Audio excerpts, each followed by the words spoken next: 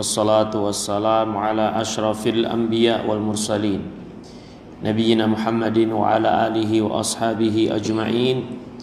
Asyhadu an la ilaha illallah wahdahu la syarikalah wa asyhadu anna Muhammadan abduhu wa rasuluhu la nabiyya ba'dahu amma ba'd. Hadirin jamaah salat subuh yang dimuliakan oleh Allah.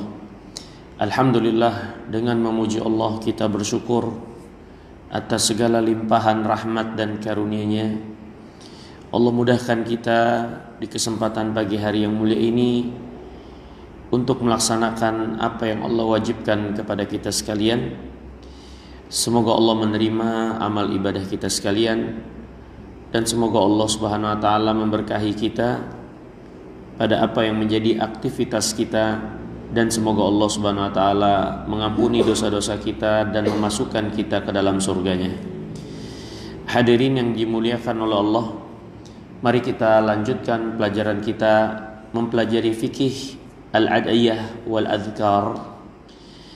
Kita sampai pada pembahasan yang ke-14 yang disebutkan oleh penulis di sini. Setelah penjelasan terkait dengan keutamaan Al-Quran secara umum, keutamaan dalam membaca, mentadaburi, khususnya mengamalkannya, penulis rahimahullahu taala kemudian menjelaskan di sini tentang surat-surat di dalam Al-Quran itu bertingkat-tingkat keutamaannya. Ya, surat-surat dalam Al-Quran satu dari yang lainnya berbeda dalam keutamaan. Ya, Al-Quran secara umum firman Allah, kitab yang utama, di dalamnya berisi petunjuk, wahyu yang Allah wahyukan kepada Nabi yang mulia alaihi wassalam. Di dalamnya terdapat hukum dan keutamaan-keutamaan besar dari keberkahan yang Allah jadikan di dalam kitabnya itu, ya. Akan tetapi secara rinci surat per suratnya itu berada pada tingkatan-tingkatan yang berbeda dalam keutamaan, ya. Bahkan penulis menjelaskan di sini, selain antar surat, antar ayat pun memiliki perbedaan satu dari yang lainnya. Ayat-ayat yang menjelaskan tentang Allah, nama-namanya, sifatnya, tentu lebih utama dari ayat-ayat yang selain dari itu. Ya, misal firman Allah, "Qul huwallahu ahad." Katakan wahai Muhammad, Allah itu Maha Esa. Tentu lebih utama dari firman Allah, "Tabbat yada abi lahabin wa tab." Sungguh celaka apa yang diusahakan oleh Abu Lahab itu. Ya, yang satu menjelaskan tentang Allah Subhanahu wa taala, keesaannya, yang satu menjelaskan tentang apa yang ada pada Abu Lahab. Tentu yang menjelaskan tentang Allah menjadi lebih utama daripada yang selainnya. Ya, maka antar ayat pun itu memiliki tingkatan yang berbeda dalam keutamaan. Sebagaimana antar surat pun memiliki keadaan yang berbeda dalam keutamaan. Ya, semisal Ummul Kitab surah Al-Fatihah tentu lebih utama dari surat-surat yang lainnya. Dari surat-surat yang lainnya. Oleh sebab itulah Al-Fatihah dikatakan sebagai induknya Alkitab, induknya Quran, di mana semua isi Al-Quran menginduk pada apa yang terkandung dalam Al-Fatihah. Semua isi Al-Quran sejatinya adalah penjelasan rincian apa yang ada dalam surah Al-Fatihah. Ya, maka tentu dari sini dapat kita pahami bahwasannya antar surat pun memiliki perbedaan dalam tingkatan kemuliaan dan keutamaan.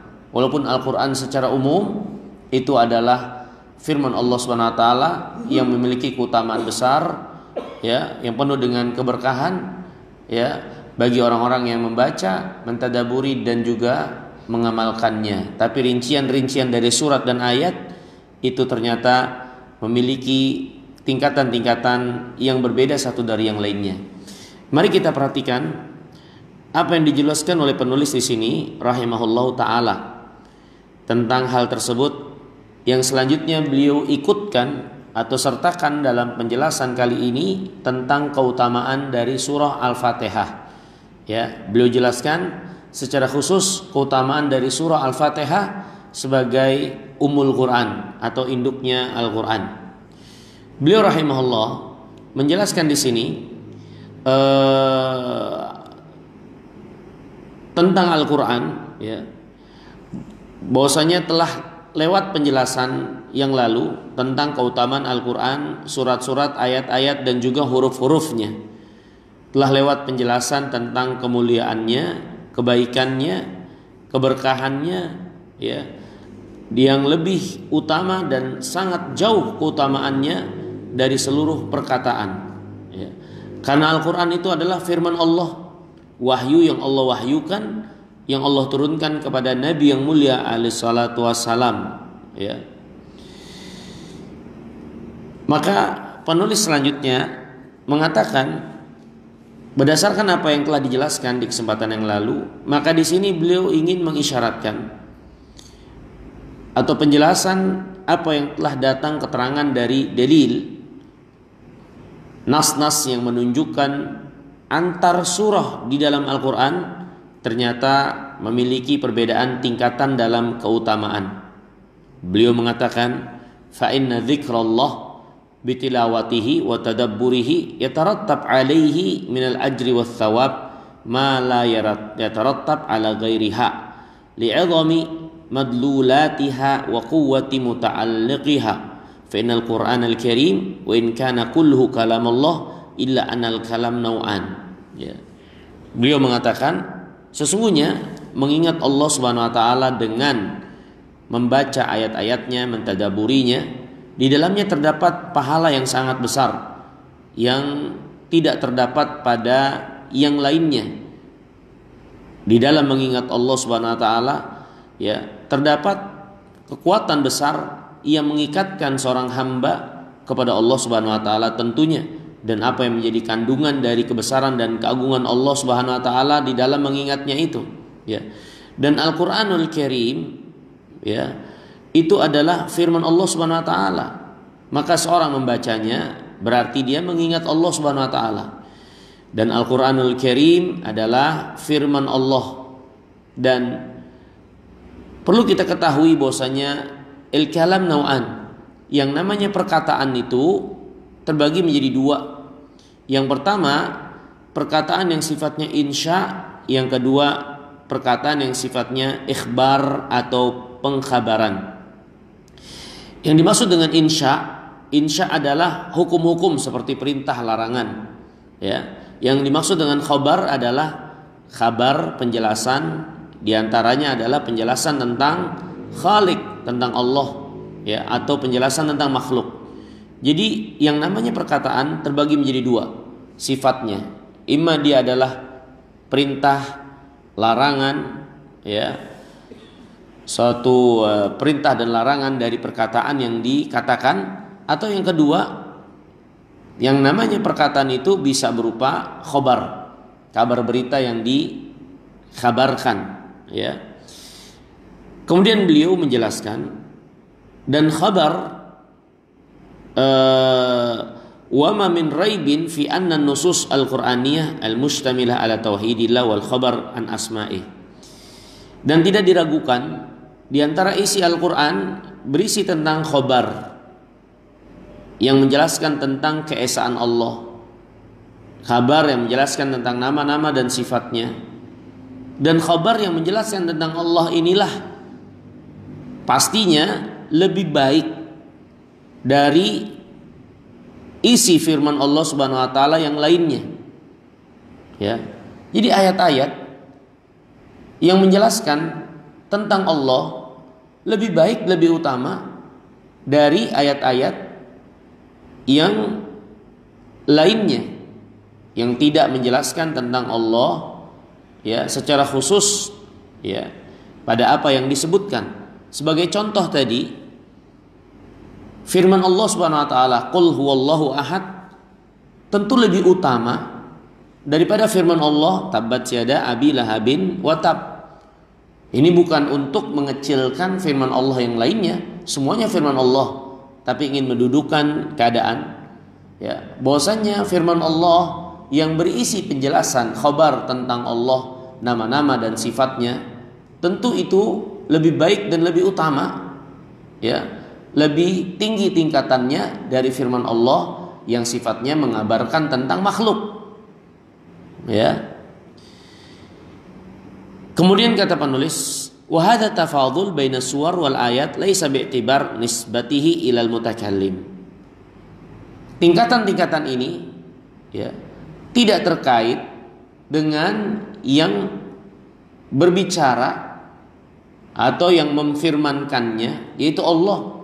Ya, Allahnya maha utama, yaitu maha agung, maha besar, maha mulia. Ya, yang memfirmankan firman-Nya ini. Ya, penulis ingin menjelaskan tingkatan yang ada dalam Al-Quran ini tidak terkait dengan Allah sebagai yang memfirmankannya, tapi ini adalah penjelasan terkait dengan isi apa yang difirmankan. Tentu apa yang difirmankan ketika menjelaskan tentang keesaan Allah, kebesaran dan keagungannya, ya tentu lebih utama daripada firman Allah yang menjelaskan tentang makhluknya, seperti tentang Abu Lahab seperti ini ya.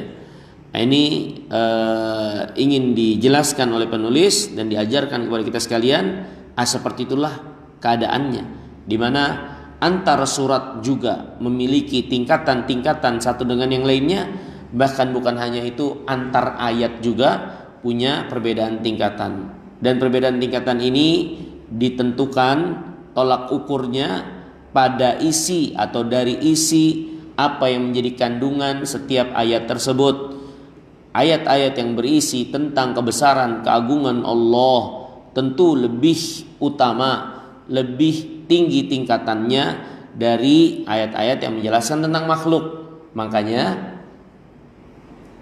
ayat yang paling agung dalam Al-Quran kata Nabi SAW adalah ayat kursi. Yang paling agung ayat kursi.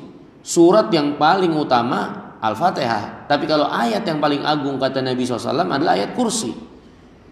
Dan kalau kita perhatikan dengan baik isi dari ayat kursi dari awal sampai akhir itu menjelaskan tentang Allah. Allahu la ilaha illa huwal hayyul qayyum la ta'khudhuhu sinatun wala naum lahu ma fis samawati wa ma fil ard man dzal ladzi yashfa'u indahu illa bi idzni, dan seterusnya sampai Allah berfirman wa huwal aliyyul azim. Firman Allah menjelaskan tentang Allah seluruhnya dari awal sampai akhir. Ayat kursi itu ya, maka ayat kursi kata Nabi SAW ayat yang paling agung di dalam Al-Quran ya. Dari sini makanya dipahami oleh para ulama ya, bahwasannya ayat-ayat yang menjelaskan tentang Rabbul Alamin itu lebih agung, lebih utama daripada ayat-ayat yang menjelaskan tentang makhluk ya. Begitu juga yang namanya surah-surah dalam Al-Quran itu punya tingkatan antara satu surat dengan surat yang lainnya ya, ada keutamaannya masing-masing dan kelebihannya satu dari yang lainnya ya. Nah, di antara surat yang sangat dan paling utama dalam Al-Quran yang memiliki kelebihan daripada surah-surah yang lainnya adalah Al-Fatihah. Surah Al-Fatihah.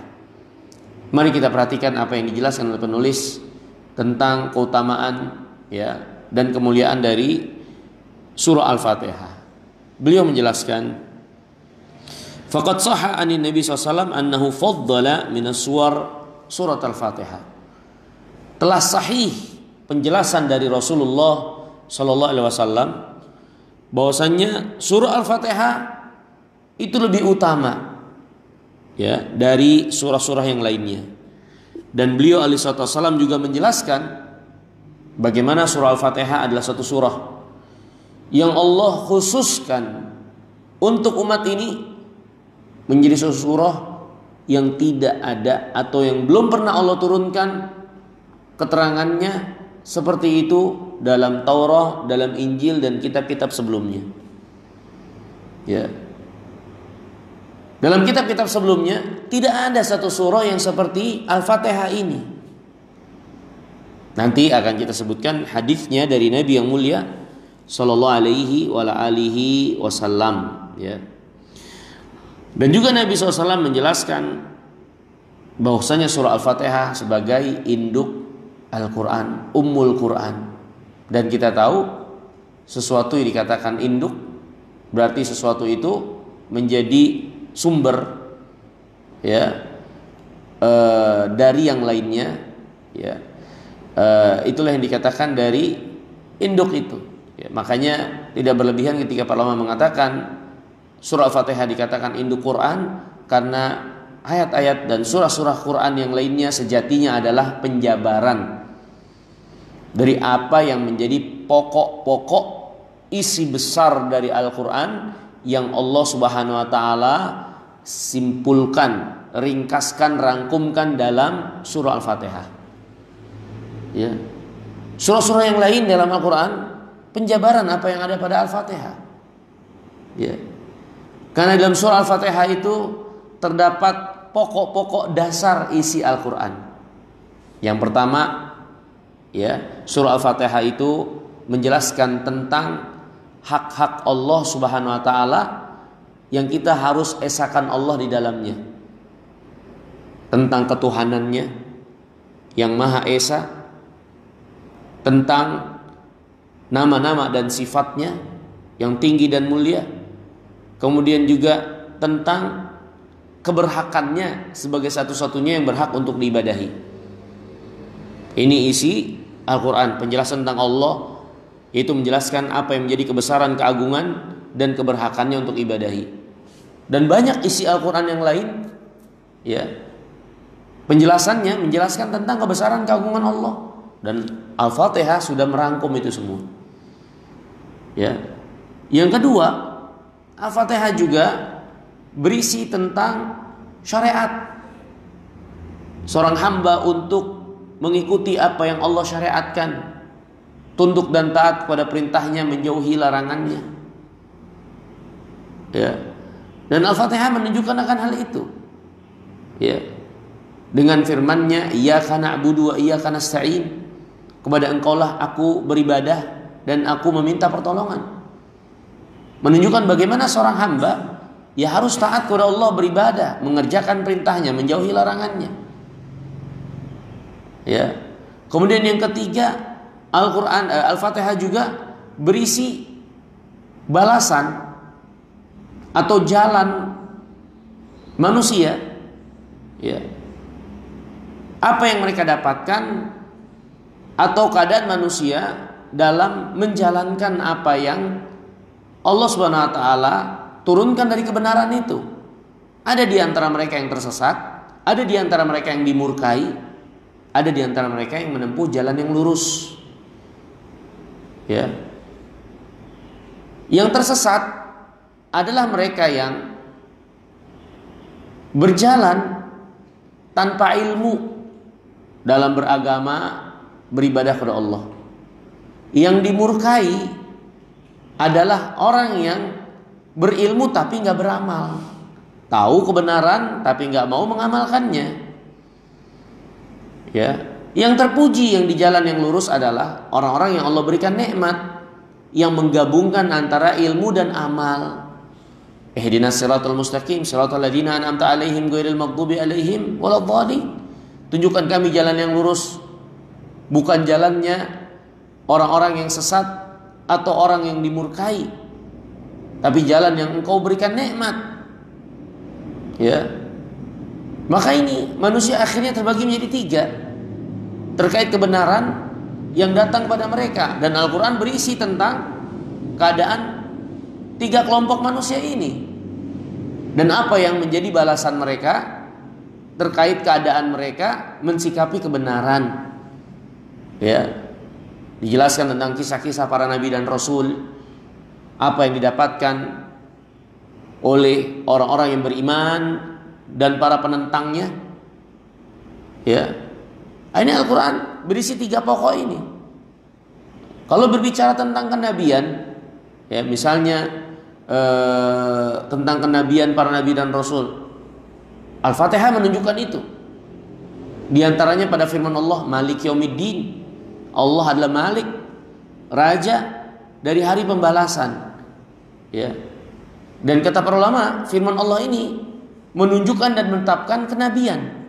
Kenapa demikian? Ya, karena dari kenabianlah akhirnya kita dapat rincian khabar, penjelasan akan adanya hari pembalasan. Karena pembalasan itu ada tentunya untuk dibalas kita atas apa yang kita usahakan, yang kita kerjakan, seperti yang diperintahkan oleh para nabi dan rasul. Kita akan dikonfrontasi dengan para nabi dan rasul, khususnya nabi dan rasul yang diutus kepada kita, yang dengan itu kita dibalas sesuai dengan pengikutan kita kepada para nabi dan rasul tersebut. Maka firman Allah Malik Yaumiddin menunjukkan akan adanya kerasulan, kenabian. Ya. Dan lain-lain banyak lagi hadirin. Tidak ada suatu bagian daripada din agama kita kecuali surah Al-Fatihah terdapat penjelasan pokok yang mendasari, yang menjadi induk, rujukan, penjelasan-penjelasan apa yang ada dalam Al-Quran kesemuanya itu. Ini hadirin yang dimuliakan oleh Allah Subhanahu wa ta'ala. Secara umum, ya, Al-Quran, surah Al-Fatihah disebut sebagai umul kitab atau induknya atau rujukan dari seluruh isi daripada Alkitab. Ya. Penulis rahimahullah membawakan di sini beberapa hadis yang menunjukkan akan keutamaan daripada Al-Fatihah itu. Ya.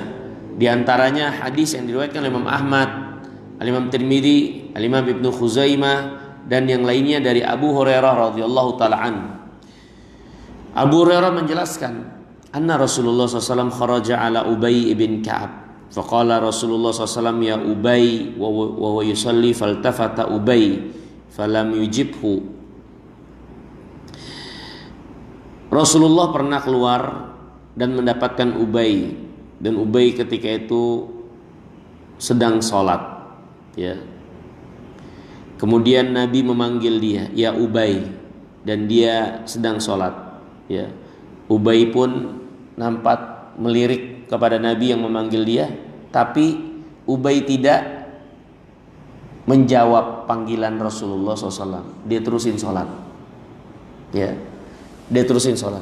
Padahal dia dipanggil oleh Rasulullah SAW ketika itu. Wa shalla Ubay wa khaffaf. Abu Hurairah menjelaskan Ubay terus sholat dan dia nampak meringankan sholatnya. Tsumman sarafa ila Rasulullah SAW. Selesai sholat baru dia menemui Nabi SAW dan dia mengatakan, Assalamu alayka ya Rasulullah. Semoga keselamatan atasmu wahai Rasulullah. Maka Rasulullah SAW menjawab, wa alaikassalam. Semoga keselamatan juga Allah curahkan, limpahkan kepadamu. Kemudian Nabi langsung menegur, ma mana'aka ya Ubay an tujibani idda'autuk.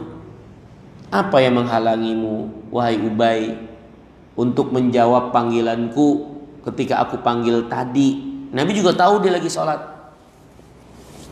Ya, Nabi tanya, kenapa kok nggak dijawab panggilannya? Ya, ketika dipanggil tadi, kan yang dimanggil Rasulullah SAW. Maka Ubay menjawab, ya Rasulullah, inni kuntu fi shalah. Ya Rasulullah, tadi aku lagi sholat. Maka Nabi SAW menjawab, afalam tajid fima auhallah ilayya.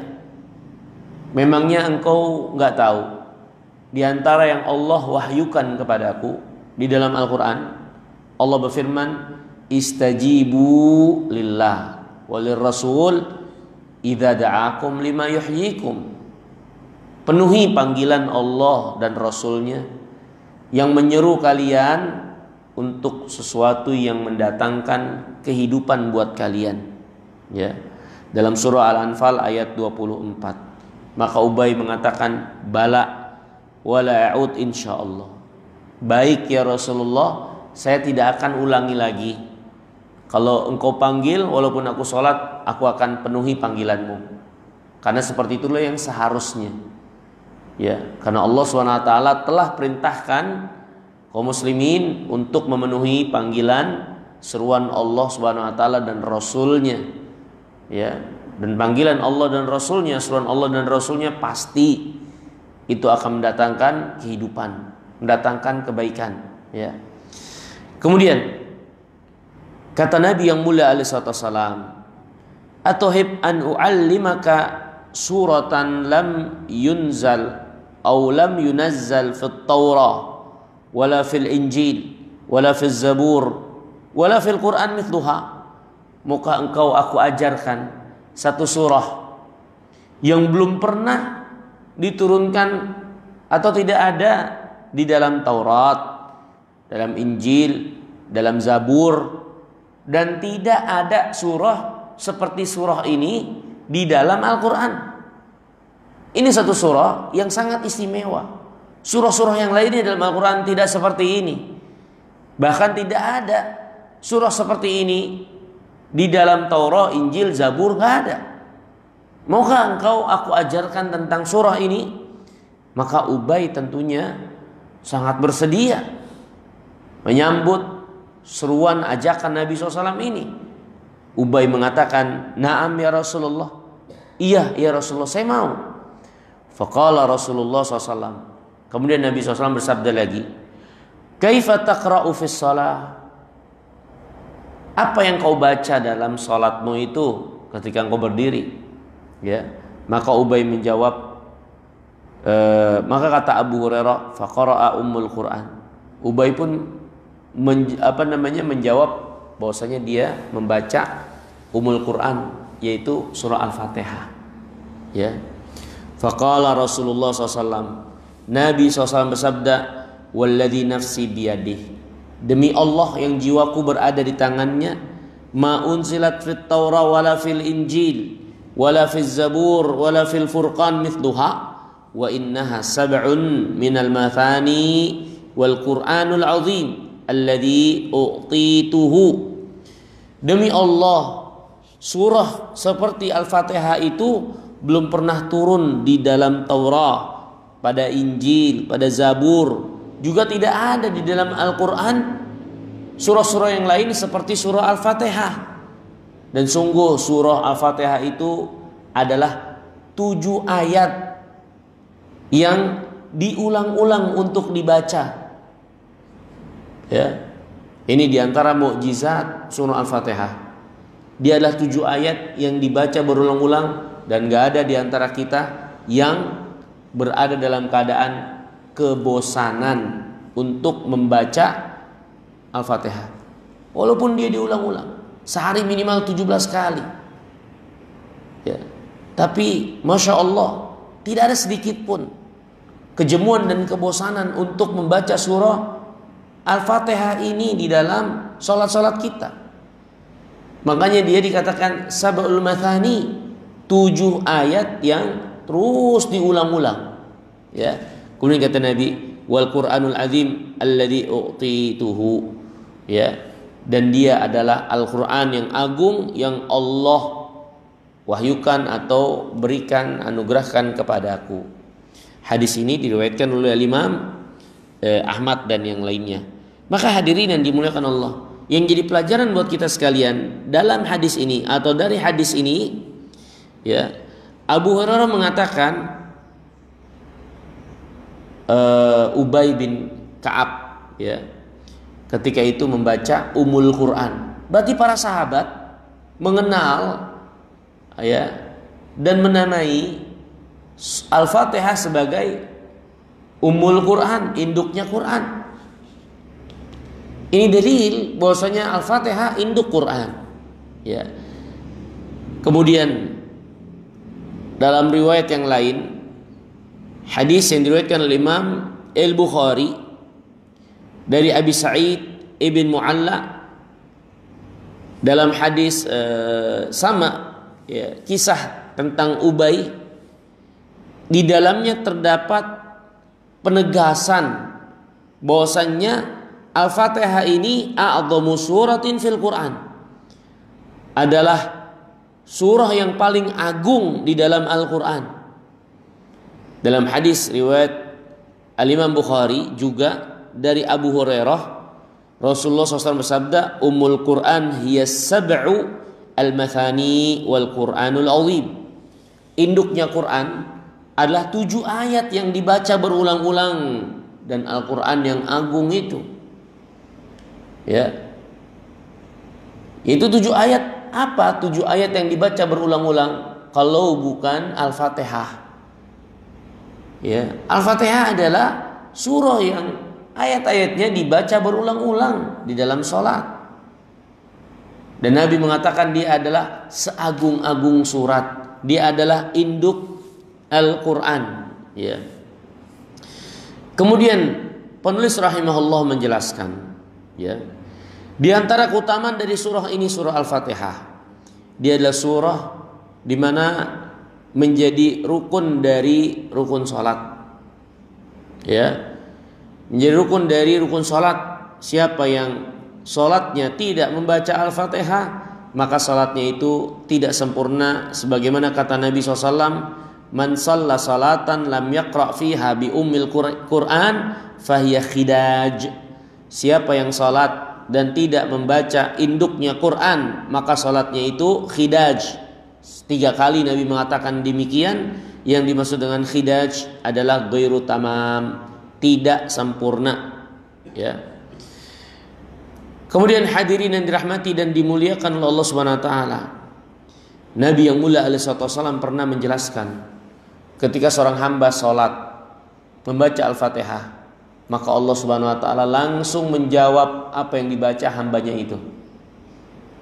Yang menunjukkan betapa utamanya surah ini, sehingga ketika seorang membacanya dalam salat, Allah langsung menjawab apa yang dibaca oleh hambanya ini ketika dia membaca Al-Fatihah. Kata Nabi yang mulia alaihi salatu wassalam, ya, yaqulullah tabaraka wa taala, Allah telah berfirman, qasamtu shalah baini wa baina abdi nisfain. Aku bagi sholat itu antara diriku dengan hambaku menjadi 2 bagian. Ya. Wali abdi ma sa'alah. Dan bagi hambaku selanjutnya dia diperkenankan untuk apa yang dia minta.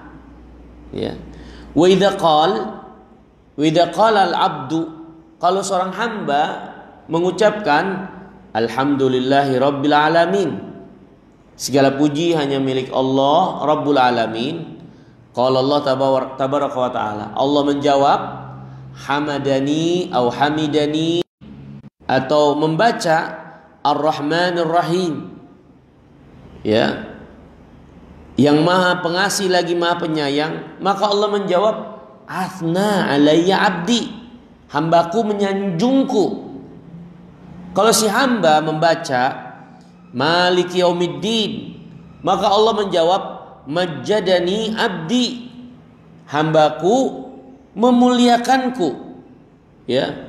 Kemudian Allah berfirman, ya, fawwadha ilayya abdi, ya, hambaku menyerahkannya kepadaku. Dan ketika dia mengucapkan atau membaca iyyaka na'budu wa iyyaka nasta'in, maka Allah menjawab hadza baini wa baina abdi, inilah batas antara aku dengan hambaku, wali abdi ma sa'ala, selanjutnya bagi hambaku diperkenankan untuk apa yang dia minta. Kemudian ketika hamba mengucapkan, ya, ihdinas siratal mustaqim siratal ladzina an'amta 'alaihim ghairil maghdubi 'alaihim waladdallin, ya Allah tunjukkan kami jalan yang lurus, jalannya orang yang kau berikan nikmat dan bukan jalannya orang yang kau murkai. juga bukan jalannya orang yang sesat. Maka Allah berfirman, hadza li abdi, ini untuk hambaku, wali abdi ma sa'ala. Untuk hambaku dia diberikan seperti apa yang dia minta. Ya, hadis ini diriwayatkan oleh Imam Muslim. Maka ini hadirin yang dimuliakan Allah, di antara keutamaan surah Al-Fatihah itu, ketika dia dibaca di dalam salat, bagaimana Allah langsung menjawab apa yang dibaca oleh si hamba ketika dia membaca surah Al-Fatihah dalam salatnya. Makanya disukai ketika seorang baca Al-Fatihah itu, ya, untuk membacanya secara teratur per ayat dan tidak tergesa-gesa, ya, membacanya satu persatu dengan penghayatan dan meyakini bagaimana Rabbul Alamin menjawab apa yang dia baca dari surah Al-Fatihah itu. Ketika dia puji Allah, hadirkan kalau Allah itu memujinya. Kalau Allah mengatakan hambaku memujiku. Ketika dia membaca Ar-Rahmanir Rahim, hadirkan kalau Allah menjawab hambaku menyanjungku. Kalau dia mengatakan membaca Maliki Yaumiddin, maka hadirkan kalau Allah menjawab hambaku mengagungkanku. Ya, ketika dia membaca Iyyaka na'budu wa iyyaka nasta'in, hadirkan bagaimana Allah juga menjawab ini antara hambaku denganku. Selanjutnya hambaku akan diperkenankan apa yang dia minta. Kemudian minta dengan penuh penghayatan, minta petunjuk. Ihdinas siratal mustaqim, tunjukkan kami jalan yang lurus ya Allah. Minta itu dengan penuh penghayatan. Ya. Permohonan kita meminta hidayah itu sangat penting. Tidak harus dan tidak selalu permohonan hidayah ini dikarenakan seorang berada dalam kesesatan. Tapi permohonan hidayah di antara maknanya juga adalah agar hidayah itu semakin dalam, petunjuk itu semakin jelas, agar kita jadi istiqomah dalam hidayah, ditingkatkan lagi hidayah dari apa yang sudah ada. Itu diantara makna permohonan hidayah itu. Jadi permohonan hidayah nggak selalu permohonan dari suatu kesesatan yang kita berada dalam keadaan sesat sehingga kita minta hidayah. Tapi termasuk permohonan hidayah adalah permintaan agar hidayahnya lebih diperbanyak, hidayahnya dikokohkan sehingga istiqomah, dilanggengkan untuk terus menyertai, ya, disempurnakan hidayah dari Allah. Ini permohonan hidayah dan kita butuh hidayah. Kalau bukan karena hidayah Allah, nggak ada yang bisa kita dapatkan dari kebaikan dan nggak ada yang bisa kita hindari dari bahaya dan keburukan. Ya, tidak ada hadirin yang dimuliakan Allah. Ya, berkata penghuni surga ketika memasuki surga, alhamdulillahilladzi hadani hadza wa ma kunna linahtadiya laula an hadanallah. Alhamdulillah, segala puji hanya milik Allah yang telah memberikan hidayah kepada kami ini semua. Kami tidak berada di atas hidayah kalau bukan Allah yang memberikan hidayahnya kepada kami. Surga itu termasuk hidayah, petunjuk dari Allah, yang Allah menunjukkan kita sehingga akhirnya kita memasuki surga. Ya, ini hadirin yang dimuliakan oleh Allah Subhanahu Wa Taala. Ya, lihat orang-orang yang ada di zaman Nabi yang mulia alaihissalam. Ketika Allah tidak menghendaki hidayah kepada mereka, penjelasan yang paling jelas, keterangan yang paling terang, petunjuk yang paling gamblang ada di hadapan mereka. Nabinya langsung yang ngajarin, gak beriman,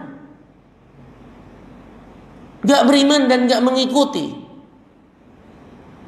Ya, maka bagaimana kalau yang menjelaskannya, yang menerangkannya bukan seorang nabi? Kalau bukan Allah Subhanahu Wa Taala, yang membukakan hati buat kita sekalian. Apalah arti petunjuk dan penjelasan-penjelasan itu? Maka kita ini butuh hidayah. Ya. Ini hadirin yang dirahmati dan dimuliakan oleh Allah Subhanahu wa taala. Maka ini adalah kebesaran, keagungan rahmat Allah kepada kita sekalian yang mensyariatkan kita paling sedikit 17 kali minta hidayah. Kalau ini dibaca dengan penuh penghayatan dan meresapi, maka pastilah orang itu dalam hidupnya berada dalam kebaikan. Karena dia terus minta hidayah, minta hidayah, minta hidayah. Ya. Pastinya ada yang permintaan itu kalau dengan kesungguhan Allah limpahkan hidayah itu kepada orang tersebut. Maka wajar ketika sholat, kata Allah, mencegah dari perbuatan keji dan munkar. Wajar ketika sholat, kata Nabi SAW, tolak ukur dari kebaikan amal-amal yang lainnya. Kalau sholat baik, yang lain baik. Ya. Di antara sebabnya yang bisa kita pahami, karena dalam sholat itu paling enggak, sadar atau enggak sadar, kita minta hidayah. Dan seorang yang bisa mengerjakan perintah, menjauhi perbuatan keji dan munkar, adalah orang yang Allah berikan hidayah. Kalau enggak, maka diri ini dipenuhi dengan kecenderungan kepada kejelekan, kelemahan berhadapan dengan fitnah, ujian-ujian dari fitnah syahwat dan subhat. Kalau bukan Allah yang menguatkan dan menjauhkan, tenggelam kita semua dalam kejelekan. Maka ini hadirin yang dirahmati dan dimuliakan Allah, surah Al-Fatihah ini kalau dibaca penuh dengan penghayatan, kebaikan besar bagi seorang dalam kehidupannya, ya. Maka kata penulis rahimahullah, hadis-hadis seperti ini yang menunjukkan akan keagungan daripada surah Al-Fatihah ini, yang menunjukkan dia adalah seagung-agung surat dalam Al-Quran, surah yang sangat istimewa, yang belum pernah turun dalam Taurat, Injil, dalam Zabur, bahkan tidak ada surah-surah yang lain di dalam Al-Quran seperti Al-Fatihah ini. Dan dia adalah induk Al-Quran, dan dia adalah inti, ya, daripada apa yang ada dalam Al-Quran. Sedangkan surah dan ayat-ayat yang lain itu penjabaran daripada apa yang ada dalam surah Al-Fatihah. Berkata Al-Imam Ibnul Qayyim rahimahullah dalam kitabnya Madarijus Salikin, ya, tentang kedudukan manazil iyyaka na'budu wa iyyaka nasta'in. Jadi Al-Imam Ibnul Qayyim membuat suatu kitab sebagai penjelasan tentang firman Allah, iyyaka na'budu wa iyyaka nasta'in. Satu firman Allah ini dijelaskan berjilid-jilid oleh Al-Imam Ibnul Qayyim rahimahullah. Di antara yang beliau jelaskan dalam kitabnya itu, beliau mengatakan, ketahuilah anna hadhihi surah ishtamalat ala ummahatil matalibil aliyah atamma ishtimalin. Ketahuilah surah Al-Fatihah ini terkandung di dalamnya induk-induk pokok dasar hal-hal yang tinggi, yang mencakup keseluruhan dari keutamaan-keutamaan yang harus, ya, dituju, ya, yang harus dituju untuk didapatkan. Wa tadammanatha akmala tadammunin, terkandung di dalamnya kandungan kemuliaan dan ketinggian dan hal-hal yang mulia untuk dikenal, diketahui, didapatkan, ya. Kemudian beliau menjelaskan secara global, fashtamalat ala ta'rif bil ma'bud tabaraka wa ta'ala bi thalathati asma. Al-Fatihah terkandung di dalamnya pengenalan tentang Allah dengan 3 induk namanya. Jadi nama-nama Allah husna banyak, tapi dari nama-nama yang husna itu ada 3 induk dari nama Allah yang husna. Nama itu adalah Allah, Ar-Rahman, dan Rabb. Dan itu semua ada dalam Al-Fatihah. Alhamdulillah Allah, Rabbil Alamin, Rabb. Ar-Rahman. Ini 3 induk dari Asmaul Husna. Ya, di mana nama Asmaul Husna yang lainnya penjabaran dari 3 induk nama Allah ini. Maka Al-Fatihah yang pertama berisi pengenalan tentang Allah yang berhak diibadahi dengan 3 induk namanya. Itu yang pertama. Kata beliau, kata Imam Nuqayyim, marji'ul asma'il husna wa sifatil ulya ilaiha madaruha alaiha. Ya, yang menjadi rujukan seluruh nama-nama dan sifat-sifat yang tinggi dan mulia, semua beredar berporos pada 3 nama ini, yaitu Allah, Ar-Rabb dan Rahman. Wa buniyat surah alal ilahiyah wa rububiyah wa rahmah. Dan surah Al-Fatihah ini terbangun di atas 3 pokok, ya, yang menjadi kebesaran keagungan Allah. Yang pertama yaitu pokok rububiyahnya, keesaannya dalam ketuhanan, Maha Esa dalam pencipta, penguasa, pengatur alam semesta.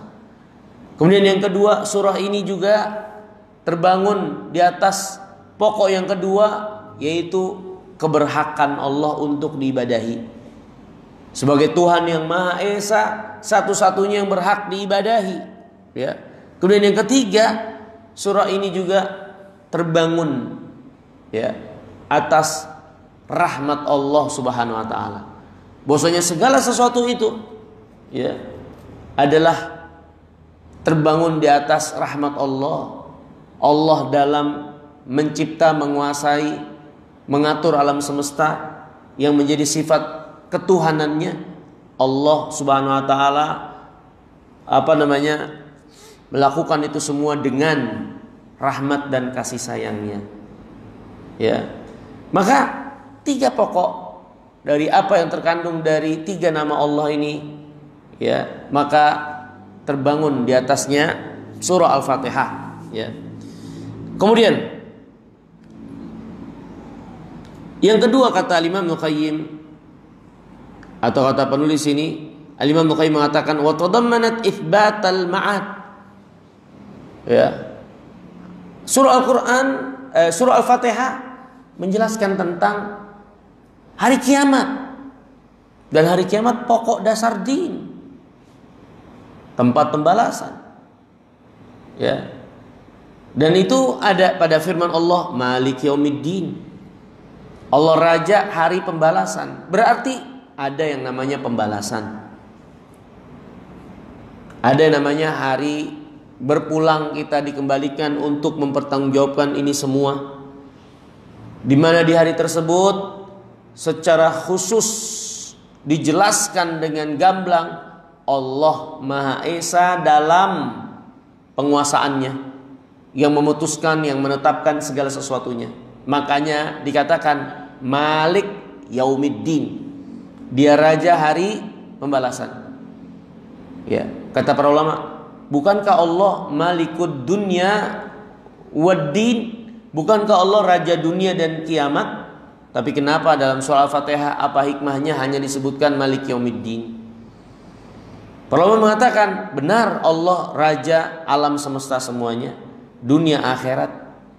Penyebutan secara khusus Allah raja akhirat hari pembalasan, ya, sebagai peringatan tentang hari akhirat. Allah lah Subhanahu wa taala akhirnya yang jelas sekali, gak ada lagi yang bisa, ya, menolaknya.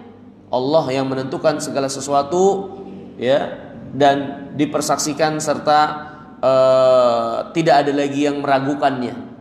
Adapun di dunia, walaupun hakikatnya Allah raja dunia juga, tapi banyak masih hamba-hamba ini di tempat ujian ini yang menolak, meragukan, sombong, ya, kalau kenyataannya dia itu adalah di bawah kekuasaan Allah Subhanahu wa taala. Maka penyebutan Malik Yaumiddin sebagai pengkhususan pengingatan akhirat, karena juga di sana nampak jelas bagaimana keesaan Allah sebagai raja akhirat yang memutuskan segala sesuatunya. Makanya dalam hadis Nabi Muhammad SAW, Allah berfirman ketika tegak yaumul qiyamah, Anal Malik, aina mulukud dunia. Sayalah raja sesungguhnya. Mana dulu raja-raja dunia itu yang dulu sombong? Mana raja-raja dunia itu yang dahulu menyombongkan diri dari Allah? Mana mereka? Ketika yaumul qiyamah tegak, Allah berfirman seperti itu. Ya, mungkin di dunia ini ya masih banyak orang-orang yang enggan untuk merealisasikan dan menerima kenyataan kalau dia sebetulnya hamba Allah yang harus tunduk dan taat kepada Allah. Dia membangkang, dia berpaling. Tapi di yaumul qiyamah nggak ada yang bisa mengelak. Maka penyebutan Malik Yaumiddin bukan berarti Allah bukan Malikud Dunya. Allah Malikud Dunya wad Din, raja dunia dan raja akhirat. Tapi penyebutan secara khusus tentu ada hikmah di sini yang diinginkan. Ya. Kemudian hadirin yang dirahmati dan dimuliakan Allah. Walhal surah Al-Fatihah di dalamnya terdapat penjelasan tentang yaumul qiyamah. Bagaimana Allah Maha Esa nanti di yaumul qiyamah dengan keputusan, dengan hukum atas seluruh makhluknya. Ya, dan Allah akan menghukumi dengan keadilan. Ya. Kemudian kata penulis, wa tadammanat itsbatun nubuwat min jihatin adidah. Ya. Dan surah Al-Fatihah ini terkandung penetapan adanya kenabian kerasulan dari banyak sisi. Ya, di antaranya dari sisi hari pembalasan. Tentu pembalasan untuk dibalas. Dan yang dibalas adalah apa yang diusahakan. Ketika sesuai dengan apa yang diperintahkan, diinginkan, dibalas dengan kebaikan. Kalau tidak, maka dibalas dengan kejelekan. Dari mana kita tahu buruk dan jelek yang Allah inginkan, Allah cintai dan ridhai, kalau bukan dari utusan yang Allah utus dengannya? Maka ini terkandung di dalamnya bagi kita untuk beriman akan adanya kenabian, utusan-utusan yang Allah utus. Karena dari mana kita bisa tahu amal ini baik, ini amal ini buruk, kalau nggak ada penjelasan yang menjelaskan tentang baik dan buruknya itu sebagai utusan dari Allah? Gimana kita tahu amal yang kita amalkan diterima oleh Allah, dibenarkan oleh Allah, kalau bukan karena ada yang menyampaikan dari Allah? Berarti harus ada kenabian, kerasulan, yaitu utusan-utusan Allah yang menyampaikan apa yang Allah cintai dan ridhai. Maka surah Al-Fatihah sejatinya juga di dalamnya terkandung penjelasan untuk kita mengimani adanya kenabian, kerasulan. Ya. Kemudian kata penulis rahimahullah, Al-Imam Al-Qayyim mempanjang dan melebarkan penjelasan tentang Al-Fatihah ini sebagai induk dari Al-Quran, induk dari penjelasan dan petunjuk-petunjuk dasar untuk dipahami, diketahui bagaimana seorang hamba akhirnya berjalan menghambakan diri kepada Allah Subhanahu wa taala, ya, bahwasanya tidak ada surah-surah yang lainnya yang menggantikan Al-Fatihah pada isi yang terkandung di dalamnya. Maka hadirin yang dimuliakan Allah, dari ini semua maka dapat kita pahami sangat ditekankan, ya, seorang muslim untuk memiliki perhatian besar terhadap surah ini, surah Al-Fatihah. Menghafal, membaca, ya. Mungkin kita baca surah-surah yang lainnya masih kurang baik, terbata-bata, tapi jangan sampai surah Al-Fatihah kita salah. Kalau kita berkesempatan umroh, ya, di kota Madinah, di Masjid Nabawi, itu suka ada di tiang-tiang masjid orang-orang yang memang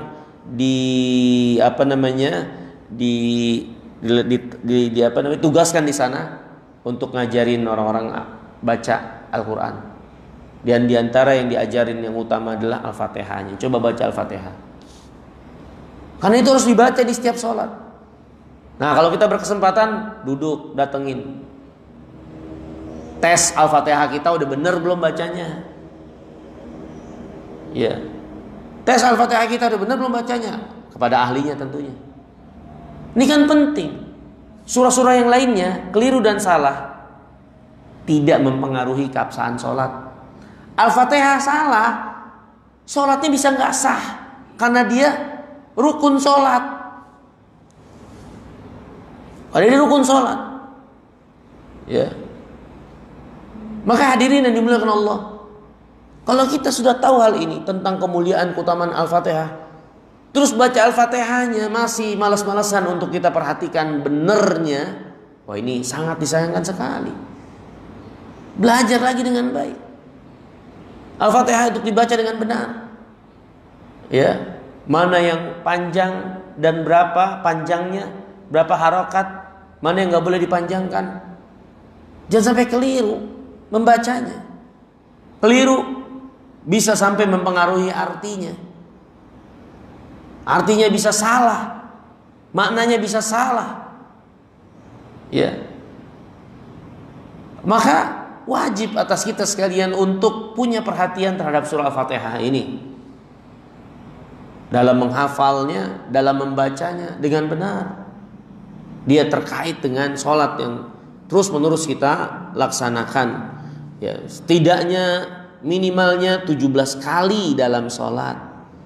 Ya, belum lagi ketika seorang hamba itu suka melaksanakan sholat-sholat sunat, maka berarti lebih banyak lagi surah Al-Fatihah yang dia baca sehariannya, apalagi kalau diperhitungkan sepanjang hayatnya. Berapa banyak Al-Fatihah telah kita baca? Masya Allah. Dan gak ada yang kita mengatakan bosan baca Al-Fatihah terus. Gak ada. Mukjizat untuk surat yang mulia ini, ya, sebagai sab'ul mathani, 7 ayat yang akan terus dibaca berulang-ulang. Ya. Ini hadirin yang dimuliakan Allah, belum lagi terkait dengan kandungannya, mentadaburi apa yang ada di dalamnya. Yang kalau kita pahami dengan baik, mentadaburi dengan benar, maka menjadi bekal, modal dasar kita tahu apa yang menjadi inti isi seluruh dari Al-Quran. Ya, kalau kita menguasai Al-Fatihah itu dengan baik dan benar, dengan mentadaburi apa yang ada di dalamnya. Bahkan para ulama mengatakan kandungan surah Al-Fatihah sejatinya terdapat bekal kuat untuk kita bisa selamat dari setiap kesesatan, penyimpangan. Kalau kita pahami maknanya, apapun kesesatan dan penyimpangan, dalam surah Al-Fatihah terdapat jawaban, terdapat bantahan bagi kesesatan dan penyimpangan itu. Ya, kalau kita memahami dan mentadaburinya dengan baik dan benar. Ini hadirin yang dimuliakan oleh Allah Subhanahu wa taala, yang bisa kita pelajari di kesempatan pagi hari yang mulia ini terkait tentang keutamaan surah satu dari yang lainnya yang memiliki tingkatan yang bertingkat-tingkat, dan juga penjelasan penulis secara khusus tentang keutamaan surah Al-Fatihah.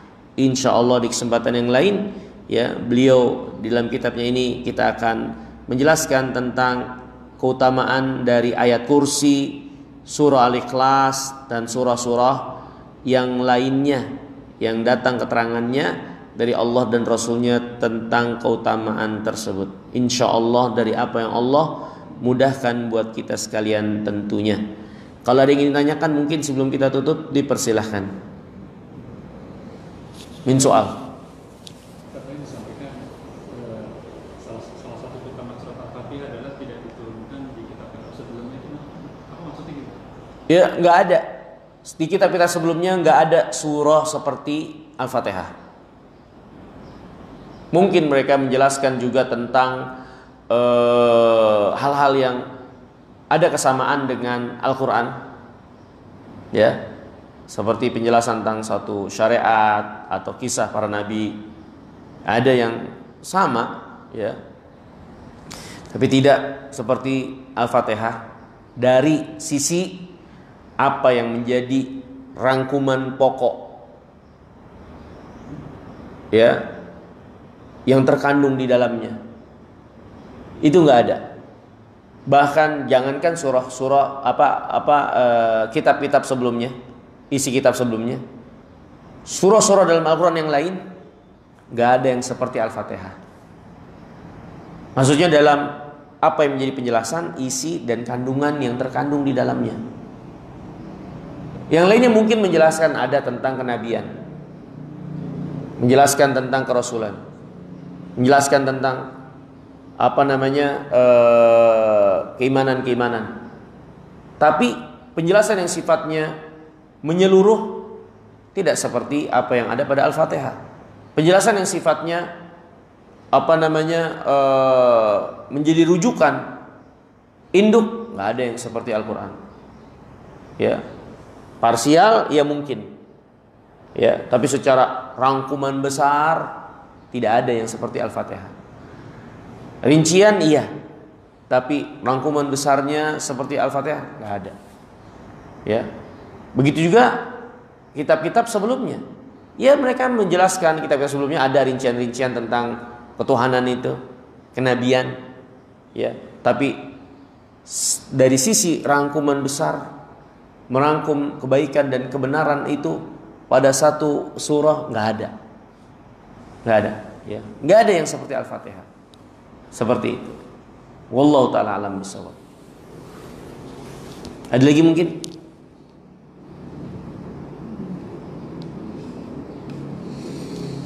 Ya, Pak.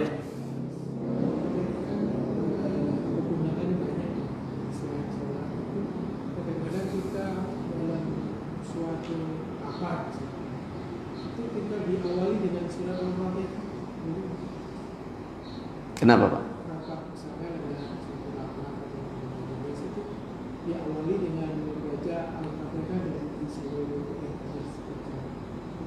Ya. Wallahu taala alam bisawab. Apa yang biasa dilakukan oleh orang banyak melakukan suatu aktivitas atau yang lainnya dengan memulai surah Al-Fatihah. Ya, sebelum ini kita Al-Fatihah dulu, sebelum itu kita Al-Fatihah dulu. Maka tidak terdapat keterangan dari Nabi SAW, baik perkataan atau perbuatan beliau melakukan hal tersebut. Ya, maka lebih utamanya adalah untuk kita tidak lakukan itu. Ya. Dan juga tidak menjadikan itu sebagai ritual untuk harus dilaksanakan. Karena tentunya kalau Al-Fatihah memang harus dipergunakan untuk seperti itu, tentunya ada contoh dari Nabi kita yang mulia alaihi wasallam. Karena beliau sendiri tentu yang paling paham tentang Al-Fatihah dan bagaimana penggunaannya. Ketika sholat saja sampai 17 kali, bahkan untuk setiap sholat ada Al-Fatihah, maka tentu kalau memang ada keperluan Al-Fatihah untuk dibaca pada suatu momen, kegiatan atau yang lainnya secara khusus, kalau itu memang harus dilakukan, dikerjakan, tentu Rasulullah yang duluan contohkan kepada kita. Dan ternyata nggak ada keterangan itu dari Nabi kita yang mulia SAW, baik dengan perintah ucapannya atau perbuatannya. Yang paling menjelaskan tentunya tentang hal tersebut kalau memang ada atau kalau memang harus dilaksanakan.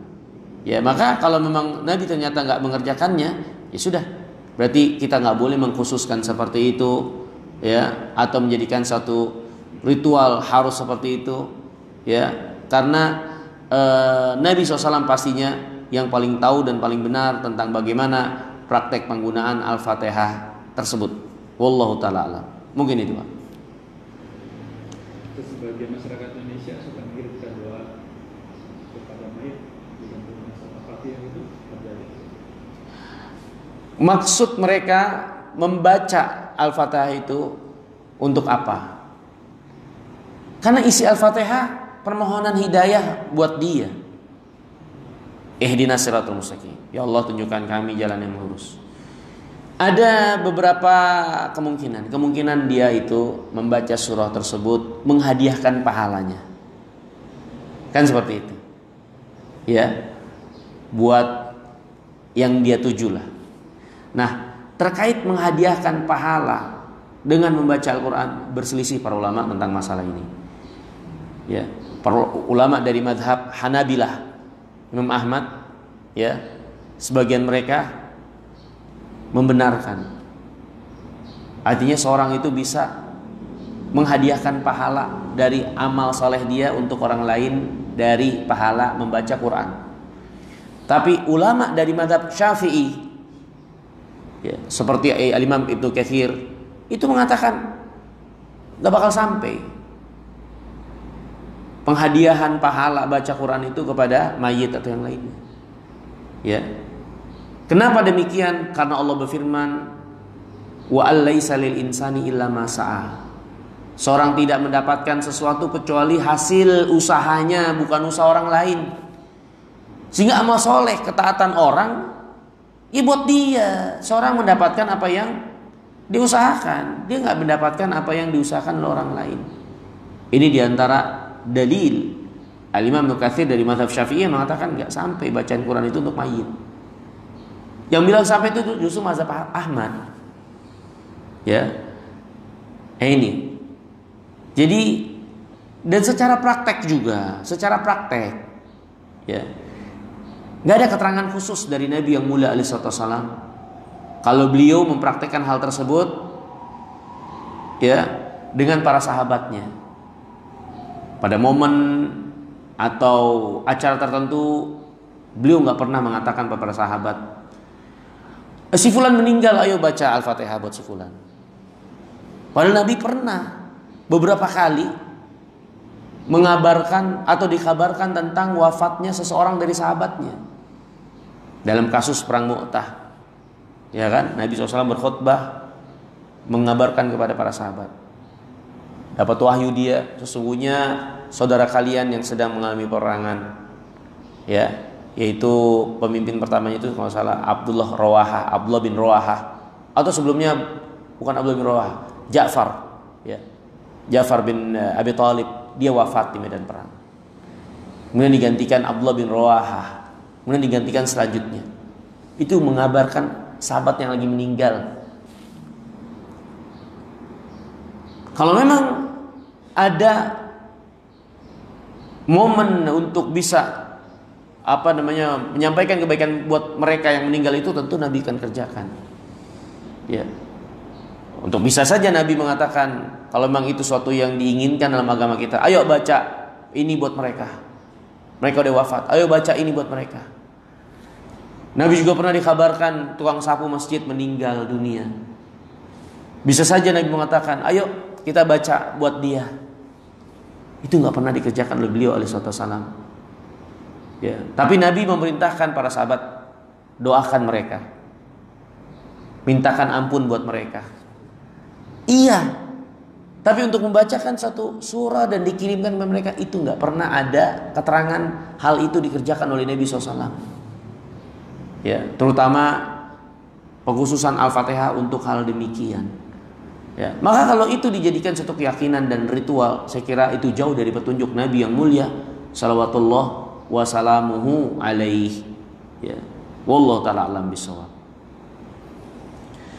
Kalau nggak ada lagi, saya kira kita cukupkan sampai di sini. Ya, terima kasih banyak atas kesempatannya. Mohon maaf kurang lebihnya. Semoga yang sedikit ini bermanfaat. Subhanakallahumma bihamdika asyhadu an la ilaha illa anta astaghfiruka wa atubu ilaik. Assalamualaikum warahmatullahi wabarakatuh.